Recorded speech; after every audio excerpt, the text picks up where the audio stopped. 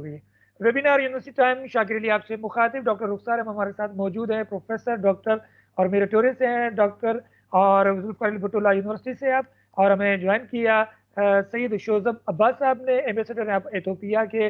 बड़ा अच्छी गुफ्तगू हो रहा है। आप एजुकेशन के हवाले से अगर फिर बात कर लेते हैं ना, तो जिस तरह गुफ्तगू की थी कि मतलब स्ट्रक्चर बनाया जाए वफाकी तौर पर, ये तो एक अच्छा आइडिया था। लेकिन सर निसाब किस तरह तब्दील करें, क्योंकि वो ही पुराना निसाब हमारा चल रहा है, चाहे कॉलेज में, स्कूल में, यूनिवर्सिटियों में, तो उसको किस तरह तब्दील करें, हम मुख्तलिफ ममालिक में रहें। देखिए अगेन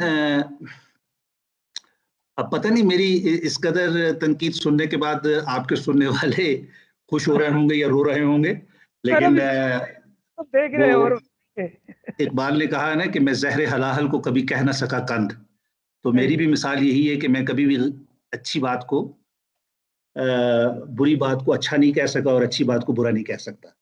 तो इस अकीदे के तहत मैं बातें कर रहा हूँ जो मेरा ज़ाती अकीदा है। तो मैं ये आपने कहा कि सिलेबस, तो सिलेबस जो है ये एक डायनामिक कंपोनेंट है तालीम का।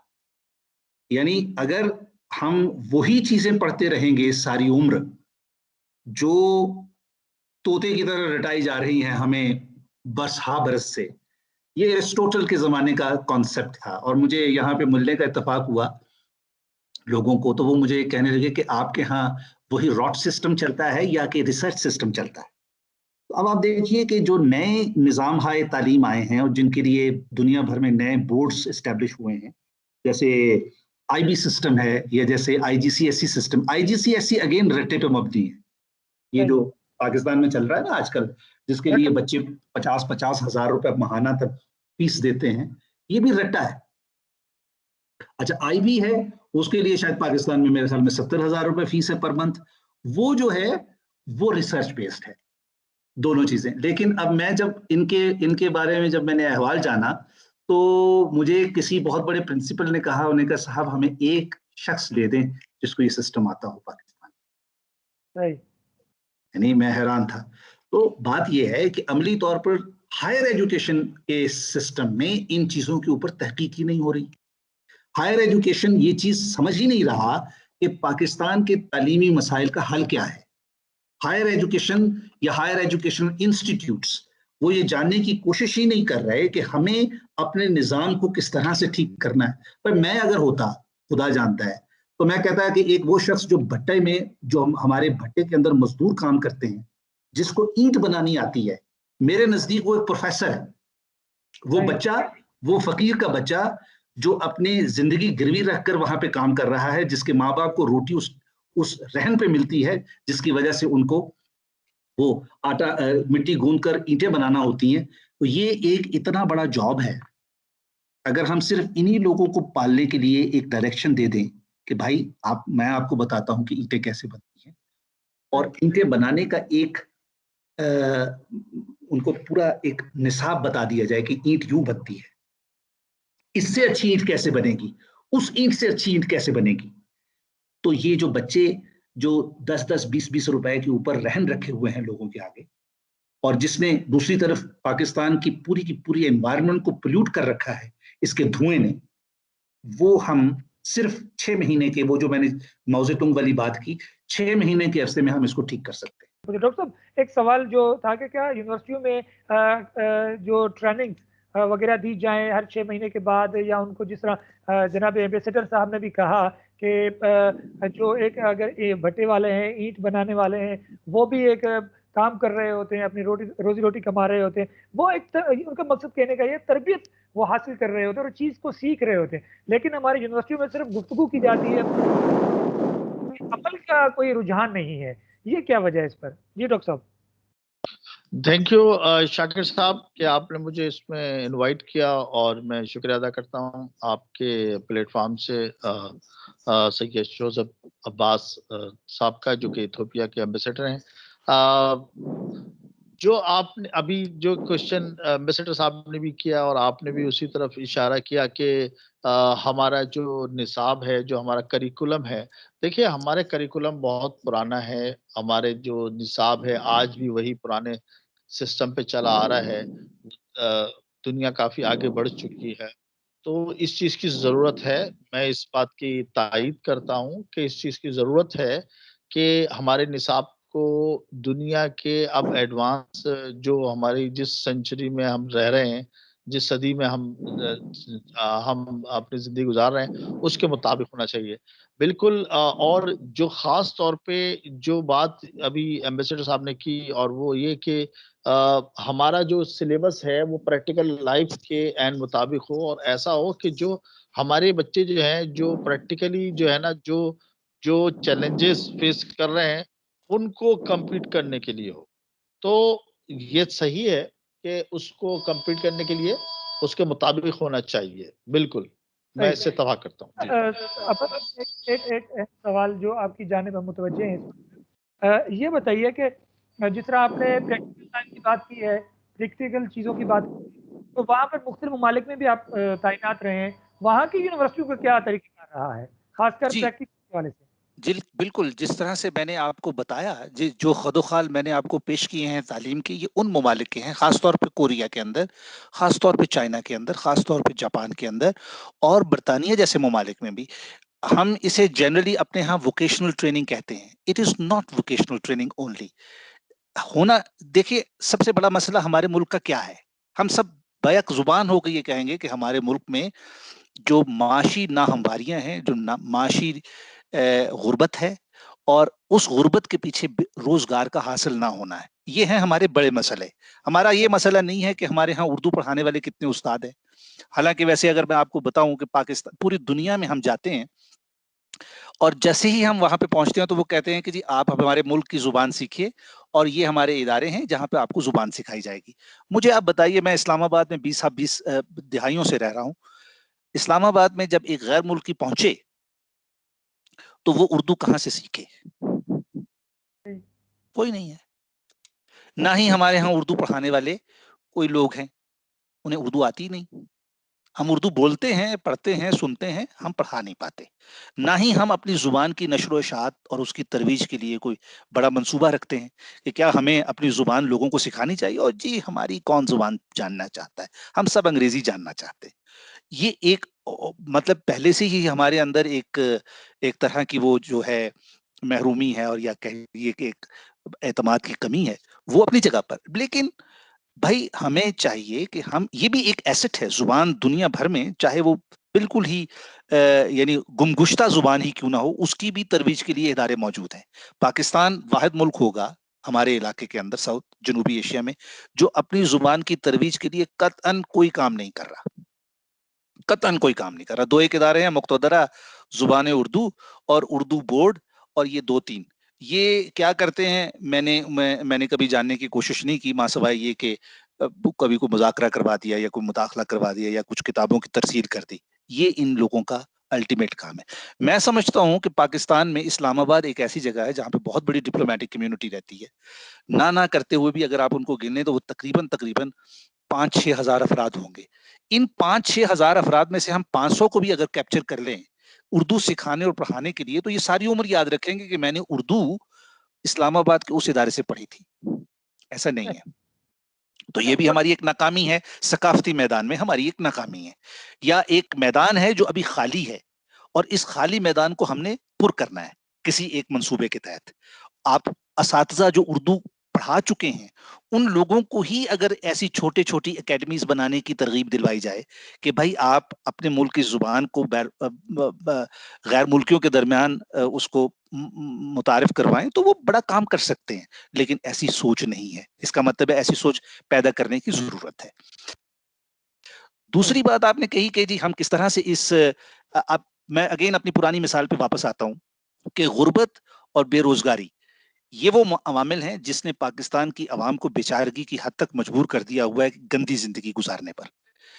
अब वो अफराद जो खत गुर्बत से बिल्कुल नीचे रहते हैं, जिनमें ये भट्टा वाले अफराद सर फहरिस्त होंगे, ये भट्टे वाले अफराद जो हैं, अगर ईंट बनाना जानते हैं, ठीक है, और पाकिस्तान में वो 1000 ईंटों के बदले में 1000 रुपया लेते हैं, अगर बैरूनी दुनिया में किसी ऐसे मुल्क में जहां पर ईंटें बनाने की टेक्नोलॉजी ना हो, वहां पर अगर हमें ईंटें बनाने वाले स्पेशलिस्ट भिजवाने हों, तो क्या हम इन 1000 अफराद को जिनको ईंटें बनानी आती हैं भिजवा सकते हैं?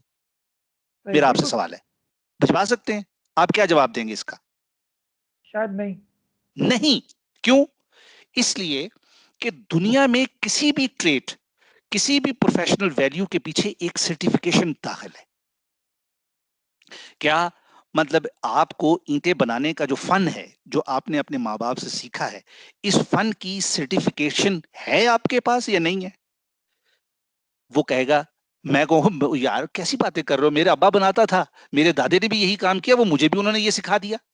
इसी तरह से हमारे शहरों के अंदर जो बच्चे गली कूचों के अंदर मोटर मैकेनिक हैं, साइकिल ठीक कर रहे हैं, मोटरसाइकिलों को पंक्चर लगा रहे हैं, कारों की मुरम्मत कर रहे हैं, डेंटिंग पेंटिंग कर रहे हैं, ये जो डेंटर एंड पेंटर्स हैं, क्या सर्टिफाइड डेंटर्स एंड पेंटर्स हैं? जवाब है नहीं। तो इसका क्या मतलब हुआ कि हर प्रोफेशन के अंदर अगर आपने जॉब स्केल को एनलार्ज करना है तो इन लोगों के पीछे एक सर्टिफिकेशन प्रोसेस दाखिल करना होगा, जो दुनिया का तरीका है, जो दुनिया में राइज तरीका है। हर कोई शख्स अपने आप को नहीं कह सकता। रोटियां बेलने वाला जो एक नानबाई है, इंसान जहां जहां बैठा हुआ है रोटी खा रहा है। इथोपिया में भी रोटी खाई जा रही है, अमेरिका में भी रोटी खाई जा रही है, बर्तानिया में भी रोटी खाई जा रही है, लेकिन वो रोटी बनाने वाला नानबाई जो है, बर्तानिया का नानबाई और पाकिस्तान का नानबाई जो 1 घंटे में 500 रोटी पका सकता है, उसको नौकरी नहीं दी जाएगी उस किसी भी 5 स्टार होटल के अंदर। हालांकि वो नान बनाने में बेहतरीन है, मैं खुद जानता हूं। बरतानवी सफीर जो पाकिस्तान में पिछले दिनों में यहाँ पर थे, मुझे कहने लगे कि काश कि मुझे नान बनाना आता। It's such a delicious food. ये उनका जुमला है।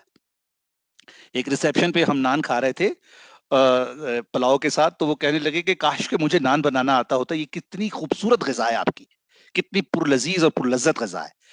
अब अगर वो ये चाहे कि मैं यहाँ से पाकिस्तान का एक नानबाई अपने साथ ले जाऊं और उसको अपने यहाँ बर्तानिया में रख लूं ताकि वो मेरे लिए नान बनाता रहे, वो नहीं ले जा सकेगा। क्यों? कि जब वो उसे कहेगा कि अच्छा तुम्हारे पास नान बनाने की स्पेशलिटी का सर्टिफिकेट कहाँ है, तो वो कहेगा भाईजान केड़ी गल कर रहे हो, मैं ते मतलब मेरे अब्बा जी ने मैनू इतने नान ते बिठा दिता ते मैं नान लग गया। ठीक है ना? तो ये है हमारी तंगदस्ती। इसे हम अपनी तंगदस्ती कहेंगे, इल्मी तंगदस्ती, इंटेलेक्चुअल ये हमारी इनकैपेसिटेशन है। हमें अपनी कैपेसिटी, हमें हर प्रोफेशन की लिस्ट बनाना है, उस प्रोफेशन की लिस्ट के अंदर सब लिस्ट बनानी है, और हर सब लिस्ट और हर प्रोफेशनल लिस्ट के आगे हमें एक सर्टिफिकेशन क्रिएट करनी है, और उस एक्रेडिटेशन के लिए एक मुंजबित इदारा होना जरूरी है। जो ये नहीं कि मैं अच्छा जी मैंने उसको कोई चीज पकड़ा दी तो वो कहेगा लैला यार तू है मेरे वालों तू सर्टिफाइड नान भाई है। नहीं, he must have a certified degree. Even जो लोग खाना तकसीम करते हैं होटलों के अंदर, रिसेप्शंस के अंदर, शादी हॉल्स के अंदर, उनकी भी तहजीब और तमद्दन एक तरीके से नापी जाती है कि क्या इसको मेहमान के आगे खाना पेश करने का गुर आता है, और उसकी एक ट्रेनिंग है। वो ट्रेनिंग लेने के लिए उसको एक सर्टिफिकेशन प्रोसेस से गुजरना पड़ेगा, और जब वो सीख लेगा तो वो कहेगा हाँ अब इसको 500 रुपए वाले होटल में लगाया जा सकता है जहां पे रोज की 500 रुपए इसकी दिहाड़ी हो सकती है, क्योंकि ये इतना मैनरेबल हो गया है। अब अगर एक एक जो रोटी पेश करने वाला आदमी है उसने वजीर आजम को रोटी पेश करनी है फॉर एग्जाम्पल, और अपने चले हमारे इमरान खान साहब तो बड़े फकीर तबा आदमी हैं, वो हर तरह का खाना खा लेते हैं और खाते भी बड़ा सादा खाना है। आपने सऊदी बादशाह को खाना खिलाना है और वो पाकिस्तान आ गया है, तो कौन खिलाएगा उसको खाना? ये है वो गुर। तो मेरी अहले इल्म हजरात से दरखास्त ये है कि हुनरमंदी को फरोग दीजिए, और इसके पीछे जो एक प्रोसेस होता है एक हुनर को इस्टेब्लिश करने का, वो अपने लोगों को दीजिए, ताकि कम से कम वो लोग एक तो बाइज्जत महसूस करें कि हम बड़े वो साहिब इल्म है अपने मैदान में, चाहे मुझे यानी सिर्फ सुई के अंदर धागा डालना ही क्यों ना आता हो। ये भी एक हुनर है। सर विरासत की बात। अब आप जानते हैं यानी हांगकांग और बैंकॉक के अंदर जो जिस्म दबाने वाली खवातीन है वो कितना पैसा कमाती हैं, और क्या पाकिस्तान में जिस्म दबाने वाले अफराद आपको नहीं मिलते? वो गली गली आपको, आप बागों में चले जाएं रात को तो वो छन छन करती हुई अपनी बोतलों शीशियों के साथ जिसमें तेल होता है वो छन छन करते हुए जाते हैं, और मारे मारे फिर रहे होते हैं एक गाहक ढूंढने के लिए। और दिन रात में अगर उनको 2 गाहक भी मिल जाए जिससे वो 500 रुपए बना लें तो वो समझते हैं मेरी दिहाड़ी लग गई। जबकि इसके बदले में एक ऐसा शख्स जिसने ये फन सीख लिया और इसकी सर्टिफिकेशन हासिल कर ली है, वो $500 कमा रहा है यौमिया। तो ये है फर्क। हमारी इकोनॉमी क्यों पीछे है? इसलिए कि हम अपनी इकोनॉमी के अंदर लोगों पर इन्वेस्ट नहीं करते। हम ये तो समझते हैं कि हाँ, हमारी पर कैपिटल इनकम जो है वो अब 1500 से 1600 हो गई है, 1600 से 1800 हो गई है। ये नहीं बताते कि ये 1600 उसकी जेब में गया जिसके पास पहले से 1500 थे। ये नहीं हम बताते। तो हमें ये बताने की जरूरत है कि जिसकी जेब में सिर्फ 100 रुपया है, उसकी जेब में 200 कैसे आए? तो वो इस तरह से आएंगे जैसे मैंने आपको बताया। डॉक्टर साहब, इस पर क्या आप सजेशन देंगे? क्योंकि बड़ी सिरासिल गुफ्तगू, और सर ने अभी बताया है यानी जो हुनरमंद लोग हैं उनको किस तरीके से बाइज्जत बनाया जाए। बाइज्जत लोग वो हैं, उनके पास हुनर है, सब चीजें हैं, लेकिन वो इदारा नहीं है, वो चीजें नहीं, तो वो आगे जा सकते हैं। इसके हवाले जी, बिल्कुल। मैं बड़े गौर से, अगर आपने देखा हो तो मैं बड़े गौर से अब्बास साहब की बातों को सुन रहा था, और मैं सोच भी रहा था कि देखिए बात क्या है। मैं चूंकि मैनेजमेंट साइंसेस भी का भी प्रोफेसर रहा हूँ, लॉ का मैं अब हूँ। एक ह्यूमन होता है इंसान, जो कि इस वक्त अगर हम बात करें यूथ की, तो पाकिस्तान में बहुत ज्यादा नौजवानों की आबादी है और बहुत ज्यादा आबादी वाला मुल्क है।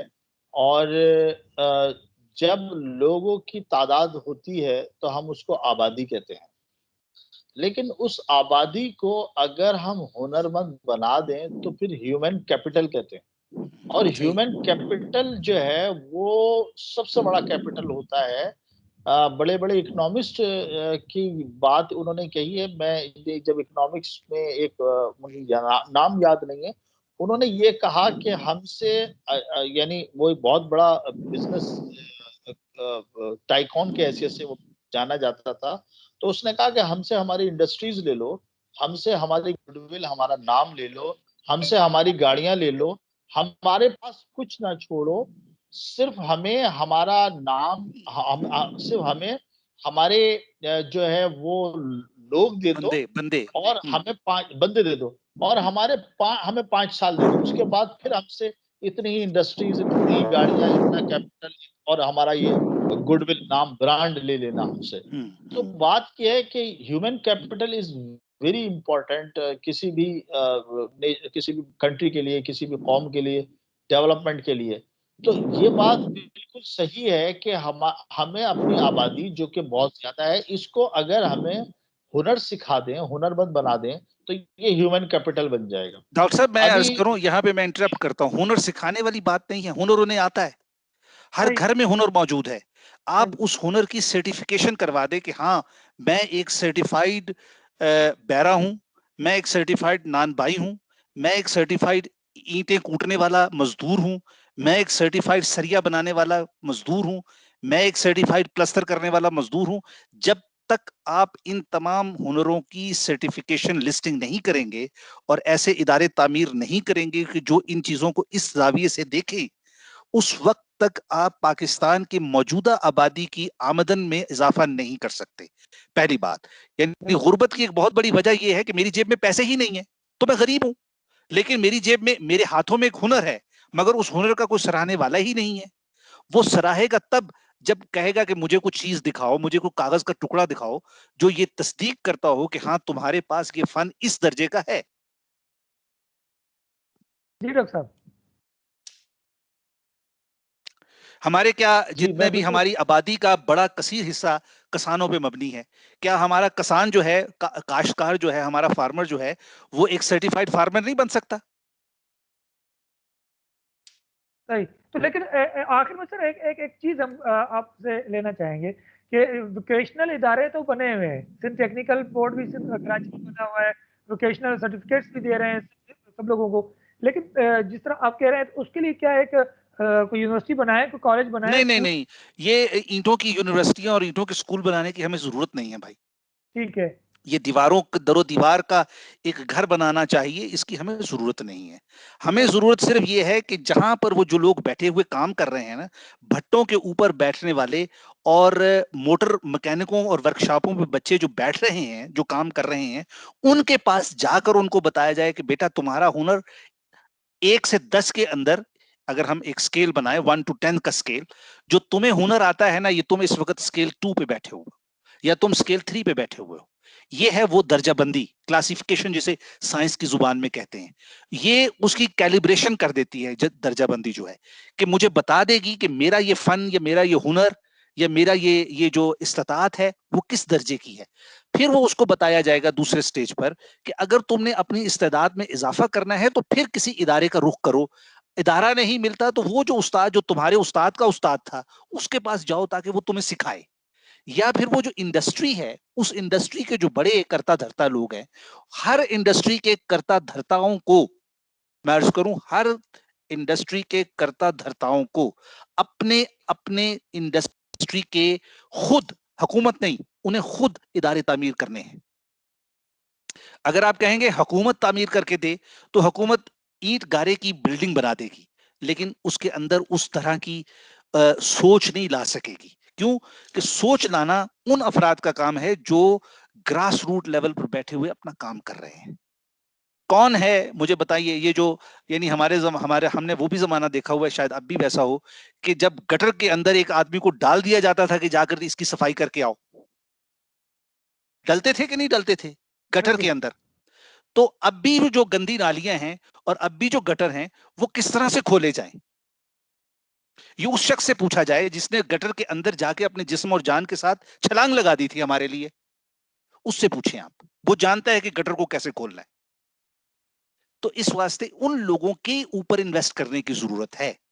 आपको इदारे तामीर करने की जरूरत नहीं है। आप जाएं, एक एक छोटा सा कन्वेंशन, एक मस्जिद, एक मदरसा या एक खुले मैदान के अंदर उन लोगों को बुला लें, कहें आए भाई किसने किसने कौन सा काम ये सीखा हुआ है। वो जाएगा, हम गांव गांव जाएंगे और जाकर पूछेंगे कि हाँ किसको क्या आता है, तो वो बता देगा मुझको क्या आता है। जब हम देख लेंगे कि इसको ये आता है, तो फिर हम एक स्केलिंग कर लेंगे कि ये इस कैलिब्रेशन में किस दर्जे पे फॉल करता है। 1 2 3 4 5 6 7 8 9 10, 10 इज द हाईएस्ट। अब जब वो मेजरमेंट हो जाएगी, तो उस मेजरमेंट के बाद एक इदारा एक रिकमेंडेशन दे देगा कि शौजब अब्बास को अभी इस काम की तैयारी के लिए 2 मरहले और तय करने हैं। वो 2 मरहलों के लिए मुझे 2 तजावीज दे सकता है कि भाई ये काम, मोटर मैकेनिकी का काम, वहां पे लाहौर में वेस्पा बनता है या होंडा बनता है, तुम्हें हम होंडा की कंपनी में 3 हफ्ते के लिए या 4 हफ्ते के लिए भिजवा रहे हैं। वहां पर जाकर सीख कर आओ कि ये नट कैसे कसा जाता है। जब वो नट मुझे 3 हफ्ते की मेहनत के बाद कसना आ जाएगा, तो जब मैं वापस दोबारा आऊंगा तो मैं कहूंगा कि ये नट भाई यूं मैं 1 मिनट में कस देता हूं। ये है अमली तजवीज। ये नहीं है कि मैं जाकर एक और स्कूल खोल दूं, एक और कॉलेज खोल दूं, एक और यूनिवर्सिटी खोल दूं। ये ईंटों और गारे के ऊपर इन्वेस्टमेंट मैं समझता हूं बेकार इन्वेस्टमेंट है। लोगों के ऊपर वही पैसा खर्च हो जाना चाहिए ऑन द ग्राउंड। हमें इमारत नहीं चाहिए, हमें हमारी जेब में पैसा ही नहीं है भाई, हमारी जेब में पैसा ही नहीं है। और जब मेरी जेब में पैसा ही नहीं है तो मैं कैसे जा सकता हूं वहां पर? आप बराए मेहरबानी मेरी जेब के अंदर 1 रुपए से इसको 2 रुपए कर दें। जिसके पास 10 रुपए हो उसके 20 करवा दें, जिसके पास 100 रुपया है उसको 200 रुपए करवा दें। जब ये हालत होगी ना, और इसमें इस ट्रैक में जिसकी मैं आपको मशावरत दे रहा हूं, इस ट्रैक में 2 हिकमत अमली हैं। एक हिकमत अमली इंसान की सोशल वेलबींग है, यानी उसकी समाजी रुतबे की बुलंदी। मुझे जब आप बाइज्जत तौर पर पुकारेंगे कि यार ये वो शौजब अब्बास है जिसको होंडा की बेहतरीन मैकेनिकी आती है, आप इससे कोई काम करवाएं आपको शिकायत नहीं होगी, ये बहुत बड़ा सर्टिफिकेट है। ये शिकायत का ना होना बहुत बड़ी सर्टिफिकेशन है। इसका मतलब मैं अमेरिका में था और मैं पहली मर्तबा जब अमेरिका में गया तो मेरे घर का टेलीफोन लाइन लगनी थी। तो उन्होंने मुझे कहा कि आप 00115 पे कॉल करें और उससे अपनी अपॉइंटमेंट सेट करवाएं। मैंने 00115 पे कॉल की। उधर से उनका जो टेलीफोन कंपनी का नुमाइंदा था वो बोला, मैंने कहा जी ये मेरे घर का एड्रेस है और मेरे घर में टेलीफोन तार यूं यूं चल रही है लेकिन मुझे उस पर आ नहीं रही। उसने कहा कि 1 मिनट ठहरिए। उसने 1 मिनट में मुझे अपने सिस्टम में उस नंबर को चेक किया और चेक करने के बाद उसने बताया कि आपका काम 45 मिनट्स का है। आप गौर फरमा रहे हैं शाकिर साहब? उसने मुझे पहले बताया कि आपका काम 45 मिनट का है, हम परसों बंदा भेजेंगे जो 45 मिनट में इस काम को कर देगा। अगर किसी वजह से ये 45 मिनट में काम ना हुआ तो फिर आपकी जो लाइन की दुरुस्तगी है ना, उस पर ये अखराजात आएंगे जो हम बर्दाश्त नहीं करेंगे, वो आप करेंगे। आप यकीन कीजिए 2 दिन के बाद जो वक्त उन्होंने दिया था, एग्जैक्ट उस वक्त पे मेरे घर की बाहर की घंटी बजी और मैंने जब खोला तो उसने कहा कि मैं टेलीफोन कंपनी का नुमाइंदा हूं, ये शिकायत है आपकी, मुझे देखना है। जब उसने देखा और मैं अब वहां पे घर में बैठा सोफे पे उसको देख रहा हूँ कि ये काम किस तरह से कर रहा है, ठीक 45 मिनट से पहले यानी 40वें मिनट में उसने कहा कि आपका काम दुरुस्त हो गया। इसका क्या मतलब हुआ? ये है, ये मिसाल मैंने आपको दी है सर्टिफिकेशन के रेफरेंस से। हर काम के करने का एक वक्त है। बढ़ई ये कब बना रहा है, ये कब उसने 15 मिनट में बनाना है, इसी स्टाइल का, इसी स्ट्रक्चर का। ये 15 से अगर 18 मिनट में बनेगा तो प्रोडक्शन लाइन ड्रॉप हो जाएगी। तो गोया वहां पर मेहनत का एक तो मुआवजा जो हमारी सारी दुनिया वहां जाती है अच्छे मतलब कमाने की खातिर जाती है कि हमें वहां पे अच्छा मुआवजा मिलता है। वो इसीलिए मिलता है कि वहां सर्टिफिकेशन है कि ये 15 मिनट से 16वां मिनट इस कप की तामीर में नहीं होगा।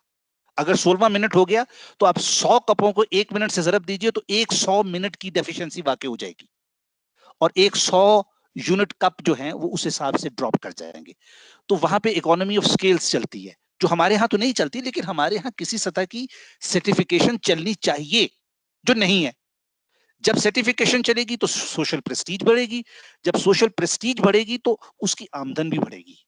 जब वो किसी की जगह काम करने, जब हमारा मोची बैठा हुआ है सड़क के एक खंबे के नीचे अपना टाट लगाकर, वो 2 रुपए में जूता गांठ देता है, इसलिए कि उसको बाप ने जूता बनाना सिखाया था कि ये इसको वो कैसे लगाएगा धागा, त्रोंपा कैसे लगाएगा। वो त्रोंपा लगाता है 5 रुपए ले लेता है, 10 रुपए ले लेता है।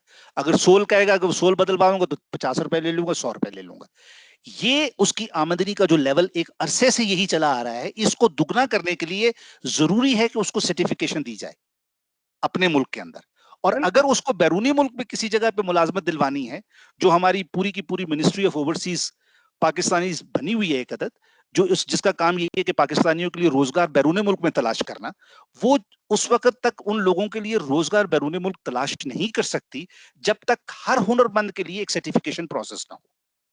अब यहाँ पर मैं इथोपिया में बैठा हूँ, यकीन कीजिए रोटी पकाने वाले को वो कहते हैं कि अपना डिग्री दिखाओ, वो मेरे पास आते हैं रोते हुए कहते हैं कि सर असी ते रोटी सानू तो अम्मा ने सिखाई सी, अब मैं इसको कहां से सर्टिफिकेट दूं।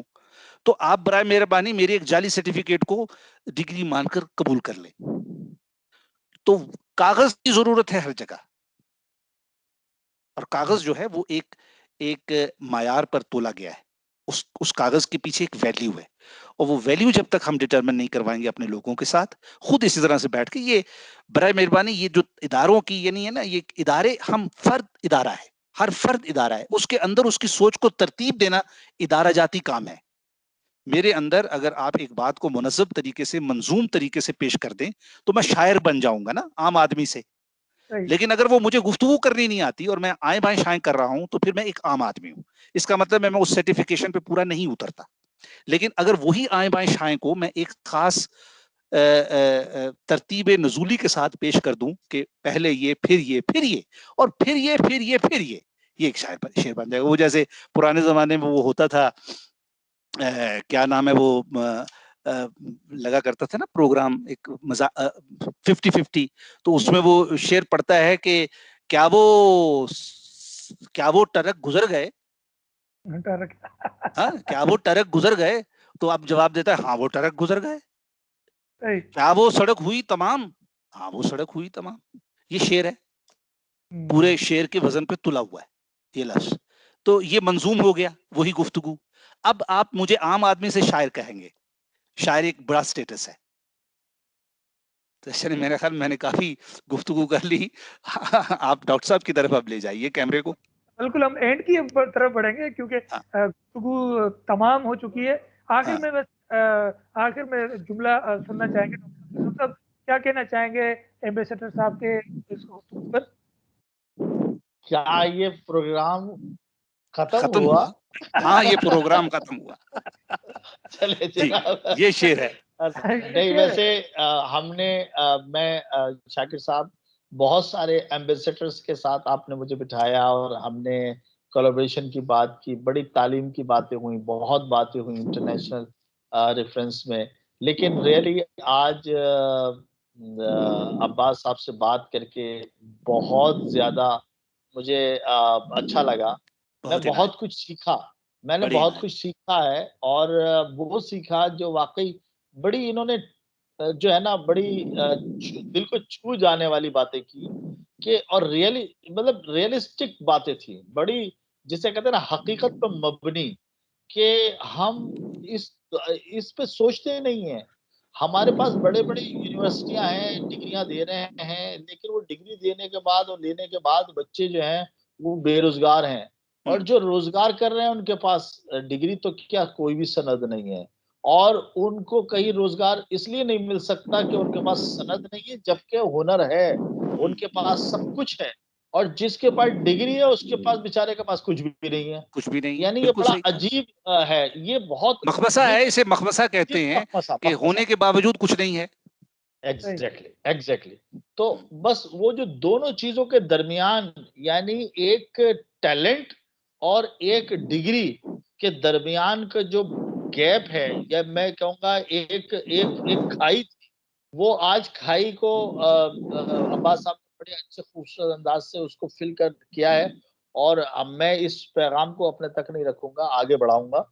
और इस वीडियो को मैं उन एक्सपर्ट्स को ज़रूर दिखाऊँगा कि जो जिनको मैं कहूँगा कि जो हमारे थिंक टैंक हैं या जो ऐसे लोग हैं कि जिनको कुछ चेंज लाना चाहते हैं। मैं समझता हूँ ये चेंज लाने का हमारे मुल्क में हमारी हमारी इकोनॉमी को, हमारी नेशन को, हमारी कौम को, हमारे मुल्क को बहुत बड़ा आपने एक इशारा दिया है कि ये और इंशाल्लाह इस पे हम काम करेंगे। बस इसी उम्मीद से कि अल्लाह ताला हमें कामयाब करे और आपने एक बहुत ज़बरदस्त चीज़ अल्लाह ताला आपको इसका सिला दे तो और मैं इस मज़ीद पे एक शेर बोल देना चाहता हूँ इकबाल जी, का जी, कि जी। आईने नौ से डरना, तर्ज़े कोहन पे अड़ना, वाह! मंजिल यही कठिन है कौमों की ज़िंदगी में। भाई वाह, वाह, वाह! भाई वाह, वाह! आखिर में हम चाहेंगे बादशाह साहब कोई पैगाम देना चाहें, कोई पैगाम हमारे मैंने अपने सारे दे दिए, अब मजलिस बर्खास्त करें आप। अच्छा मजलिस को बर्खास्त कर रहे हैं क्योंकि प्रोग्राम के हिसाब से तो मुझे अब अगली मुझे मुझे मेरी एक मैंने जाना है एक यानी मीटिंग पे, तो मुझे इजाज़त दें क्योंकि 5:15 हो गए, मुझे 6 बजे पहुँचना है।